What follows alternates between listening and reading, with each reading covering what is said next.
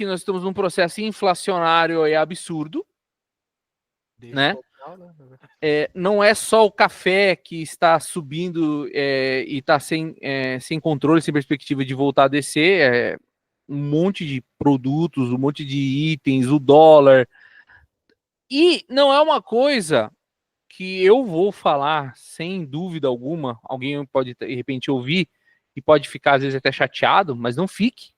Mas eu digo para vocês que tem uma influência um pouco menor do que a gente acha o governo atual. Tem, ajudam. Estão ajudando, atrapalhando, né? Estão piorando a situação. Mas essas situações inevitáveis estão ocorrendo a nível mundial, Wellington.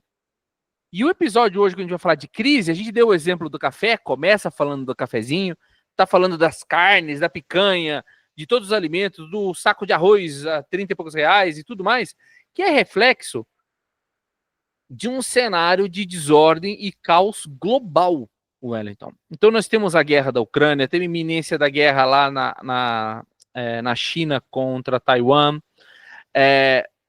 Nós estamos vivendo os prelúdios de um novo grande conflito. E se você olhar historicamente, aí vamos falar de futurologia, né? Isso aí já aconteceu várias vezes. O mundo chega num colapso e, pum, estoura uma grande transformação. E tudo leva a crer, pelos movimentos, quem joga um pouquinho de Age of Empires, de Total War ou de Civilization, sabe que nós estamos na iminência da panela de pressão prestes a explodir. Eu acho que é isso, Wellington. Vai ter resumo, para mim vai ter uma guerra mundial e já. Vai ter um grande conflito, porque a situação, a postura que os Estados Unidos estão tomando, não se iludam, vocês acham que o Trump é maluco. Ou que essas coisas estão acontecendo porque ele acorda de manhã cedo e acha que tem que fazer.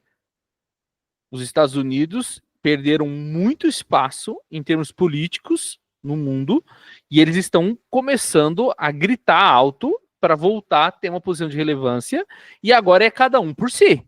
Já estão virando as costas para a Europa quase se ferrou na mão do Putin por causa de gás no último inverno, o Putin faz o que quer, a China faz o que quer, os BRICS estão se rebelando, então o mundo está um liquidificador, Wellington. Gente, acho que até fazer um paralelo aqui, que a gente falou de processo inflacionário, antes de voltar nesse tópico, acho que é bom deixar todo mundo ciente de uma coisa, por mais que possa ser óbvio, mas é importante reforçar. Quando a gente fala de inflação, basicamente é o quão rápido que os preços aumentam, basicamente, tá? Então só um cuidado que a gente tem que ter, porque nessa data que a gente está gravando aqui em específico, saiu a inflação agora de janeiro, né? E aí a gente viu que o dado oficial do IBGE foi um valor negativo, né? Foi acho que de 0,16 negativo, né? Isso não quer dizer que a inflação caiu. O que quer dizer é que o ritmo de aumento dos preços diminuiu. É isso que significa. Então, quando a gente fala assim, qual que é a chance do café voltar para o preço? Não volta. Tá? Nunca mais. Não volta. O que sobe não volta, cara. De commodity, nunca volta. O que pode ter muita oscilação de preço são serviços. Né? Com tudo que está relacionado à tecnologia, isso é normal que ao longo do tempo ela tenda a ficar mais acessível, mais competitiva. Né? Mas de consumo, não. No consumo é só para cima. Não tem como, tá? Dito isso, normalmente esses grandes conflitos, eles quando falam, nossa, aconteceu tal coisa, nada acontece do nada, entendeu? As coisas não acontecem de repente, né? Um grande conflito, ele é sempre precedido de muitos anos, de muitas atitudes, até que uma ou mais forças entendam que tem mais poder do que a outra e que elas não vão ser contestadas. É basicamente isso, ou então que elas assumem o risco de serem contestadas e mesmo assim seguem com a sua decisão. Quando a gente deu o exemplo aqui do Total War, ou do Civilization, ou qualquer jogo de guerra em formato de tabuleiro, ou jogo de guerra como um todo, normalmente como que começam as animosidades, né? Você invade o território do cara, entendeu? Ah, eu não, só tô passando aqui, só tô passando. Só tô passando, a minha tropa passou aqui sem querer, Um bloqueio. aí você já perde um ponto. Aí o É. cara tá expandindo o território para um lado, aí você chega lá e pum, mete o território ali na frente também, coloca umas tropas ali na frente e não deixa o cara passar. Aí, pô, mais um. Aí, e você começa basicamente a empilhar essas situações de não diplomáticas aí, né, com com outros grupos, até que chega um momento que alguém vai começar a se incomodar. Só que até então as guerras não acontecem por puro respeito, né? Então, fala, nossa, cara, mas é que se eu fizer alguma coisa, puta, mas o impacto é muito grande, cara, eu posso perder aqui, eu posso perder lá, então, puta, melhor não, deixa assim, e fica numa guerra de enganação ali, fica só numa guerra de movimentos, né, até para ver quem que vai dar o famoso first blood, né, cara, quem que vai, que vai sangrar primeiro, mas de qualquer forma, esses momentos ocorrem há muito tempo, ocorrem durante muito tempo, até que existe um evento ou um estopim que faz com que tudo vire uma bagunça. Isso a gente viu em todos os grandes conflitos até hoje. E quando a gente está falando desse negócio do Trump, aqui a gente não está dizendo que ele quer uma guerra. O que a gente está dizendo é que os comportamentos que ele tem executado, obviamente, no curto ou no médio prazo, vão gerar algum tipo de conflito. Mas isso está escrito. Porque só tem uma forma Ou de até o você... seguinte, Wellington, que ou os comportamentos dele são o reflexo de uma iminência de um conflito. Sabe? Que tipo, tu sai na balada à noite, tá na rua, aí tem um cara que tá vindo do outro lado da rua pra te bater. Você chama teu amigo maior, cara mais, tipo, Wilson. Ô Wilson, vem cá, fica comigo aqui. Às vezes a situação que está precedendo ali o conflito faz com que aquele comportamento que você está tendo, ele não seja, na verdade, aquele que vai provocar, mas ele já é uma das primeiras respostas à iminência de um conflito. Você está vendo o conflito vindo. Uhum. Eu penso assim também, que não é que só porque o Trump sentou na cadeira e ele começou a fazer uma guerra fiscal que vai estourar a guerra. Acho que a guerra já vai acontecer. De Se qualquer forma. fosse a Kamala, fosse o Bolsonaro, não fosse o Lula, fosse a Kamala no lugar do Trump, esse conflito vai acontecer. O que está acontecendo é que, dependendo da pessoa que está ali na frente, ela tem um comportamento mais voltado a uma direção do que a outra, mas ambos vão para o mesmo destino. O que pode acontecer é que ele pode ser postergado. Encurtado. Ele pode ser postergado ou encurtado, entendeu? É esse que pode mudar. Até Mas vai acontecer. É questão de tempo, cara. E até, imagine o seguinte, né? Quando a gente estava falando aqui de que existe necessariamente que não precisam ter uma percepção de ter um lado mais forte ou mais fraco para que um dos lados tenha a coragem ou tome a decisão de fazer um movimento maior desse, né? A gente está falando isso pelo seguinte, imagina que basicamente num qualquer tipo de confronto, como que você inicia ou como que você tem, vamos supor que o confronto já iniciou, como que você vence? Basicamente, você só tem três caminhos. Ou você vence pela força, você derrota o seu adversário, ou você negocia um acordo de paz, ou você cede. Basicamente, você fala, cara, perdi e tudo bem. Então, são esses três cenários que um conflito acaba. Basicamente. É quando, então, aí trazendo para o nosso contexto de hoje, se vocês forem lembrar, cara, uma das falas do Trump é que ele ia acabar com a guerra da Ucrânia em 24 horas, né? Faustrão, né? Mas ele. Beleza, e agora tá. Inclusive, ao longo dessa semana tem 13, acontecido, né? E ao longo dessa semana tem acontecido essas conversas ali, e dizem que tá muito próximo realmente de um fim. Mas, enfim, entendeu? E com quais condições, basicamente?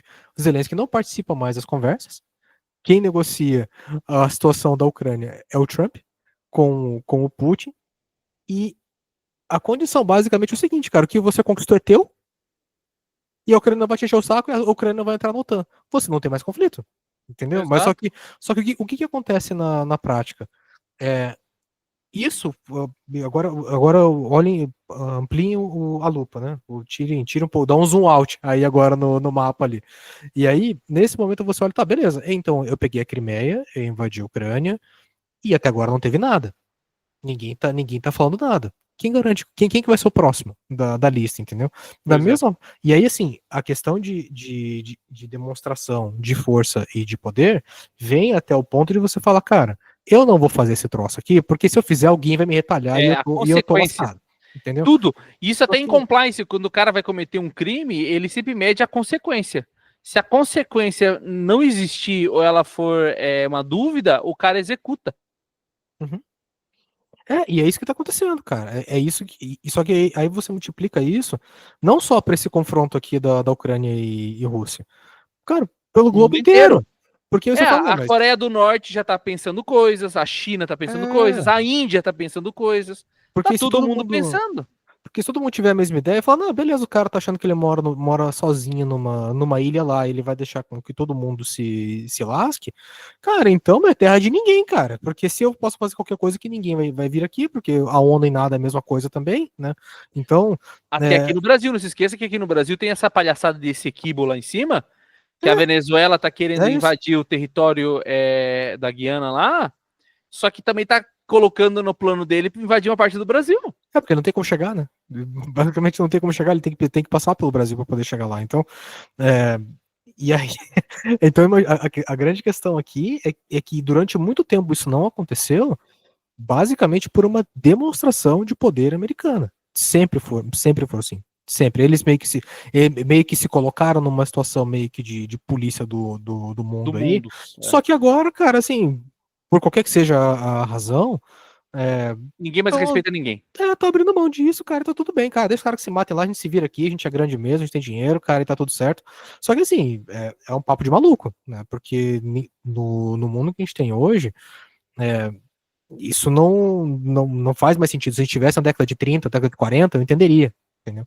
Mas não é esse o ponto, cara. A questão é que as coisas hoje, todo mundo meio que depende de todo mundo. Então não tem como a gente simplesmente olhar dessa forma. Então, o que nos espera para os próximos meses, para os próximos anos aí, eu imagino que vão ser períodos bem turbulentos aí, cara. A gente vai ter bastante susto aí ao longo ao longo dos meses, e sempre vai ter alguma coisinha ou outra. Eu tenho a impressão que a gente vai meio que pular de crise em crise e, cara, vai ser bem difícil.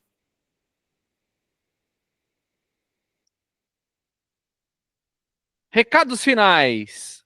Wellington, a situação, trocando em miúdos, não é boa. Eu acho até, você exagerar aqui, eu acho que em mais 1 ou 2 anos, se não for esse ano até, vai ter um início de um conflito de escala de maior proporção até se tornar um conflito mundial. Eu acho que vai acontecer. Acho que todos seremos afetados. Então, eu acho que o Brasil, como um país agrícola, na essência, vai não vai sentir o efeito de um conflito direto com essas grandes potências, porque a gente vai continuar entregando recursos para eles. Talvez o que vai nos preocupar é que hoje, né, a guerra globalizada, se você quiser, por exemplo, efeito Panamá, né? Quando os Estados Unidos viu que a China estava colocando os dedinhos no Panamá, foi lá e deu um ultimato e expulsou a China. Se a China tiver contra os Estados Unidos e a gente vendendo milho para eles, os caras vão jogar uma bomba na palma no nosso milho aqui. Ou vão invadir aqui para ter milho só para eles. Alguma coisa vai acontecer. E tem o maluco aí dos caras da Venezuela que pode ter um conflito direto com o Brasil, sim. Então, assim, recados finais, né? Nesses períodos, geralmente, são períodos difíceis, onde tudo fica muito caro, onde as coisas ficam escassas e os profissionais também, os bons profissionais também. Então, eu acho que o recado mesmo para todos nós é cautela, né? Não é hora de esbanjar, é hora de ficar contido, né? De repente, esperar um pouquinho mais para ver. A própria inflação está comendo tudo, não é guardar dinheiro que é a solução também, né? Às vezes aí se você tem um projeto aí engavetado, execute ele. Quer comprar uma chácara, compre, porque depois vai ser muito difícil, o nosso dinheiro tá evaporando, né? E tome cuidado, se proteja, se prepare pro pior. Eu se for, não quero dar daqueles malucos lá, igual aqueles malucos que planta coisa em casa, mas, poxa, aprenda a fazer se você tem um jardinzinho na sua casa, uma hortazinha, por que não? Não é isso que vai resolver o problema, mas eu acho que uma coisa que me assusta de tempos difíceis é que geralmente eles vêm para assolar pessoas fracas. E eu acho que a gente tá com uma geração muito fraca aí. Vai ter gente que não sabe fritar ovo aí, que vai sofrer muito, Wellington. Nem me fale. Não, mas é isso mesmo. Eu acho que só entenda que essas situações podem ocorrer, esteja preparado para lidar com esse tipo de coisa, não se desespere, né? Não, a gente falou disso do episódio sobre a derrota, né? Que a gente falou, não se deixe abalar, não acuse o golpe, faz parte do jogo. E é isso, não tem muito o que fazer, cara. Acho que tem um pouco de estoicismo aqui também. Acho que a grande questão é você entender as coisas que estão acontecendo em volta e o quanto que isso pode impactar no dia a dia. Então, de qualquer forma, não adianta se desesperar também, porque se tiver acontecer, vai acontecer, cedo ou tarde. Então, vamos seguir o baile aí, cara. Desengavete suas coisas, façam o que você Faz logo, puder porque fazer. depois, daqui a pouco, não vai dar mais pra fazer mais nada. A gente não sabe mais, cara. A gente não sabe até quando que a gente vai conseguir. Se tem dinheiro em bolsa, aplicação, Bitcoin, pega tudo, faz uma coisa que você quer fazer, é verdade, faz uma coisa que você quer fazer, vira economia real, né, Wellington? O que daqui para frente, assim, numa grande escassez, o que vale? Vale mais um pendrive com bitcoins ou um saco de feijão? 50 quilos? Né? Então, às vezes, sei lá, tipo, compra ouro, então, se você quer ainda manter algum ativo, eu não tô querendo dar de maluco aqui, mas eu acho que os primeiros lugares que vão evaporar o dinheiro é as aplicações financeiras, essas criptomoedas, elas vão desaparecer, não vai valer nada. Você não vai conseguir comprar um palito de dente. Num cenário de apocalipse aí não tem o que fazer mesmo, entendeu? Aí não vai ter nada, cara. Aí é mais fácil ter uma despensa em casa mesmo pra poder Não é? sobrevivência, né? Uma hortinha com Desse uma aí, hortinha com umas couve lá vai fazer milagre, uma mandioquinha. vai mesmo.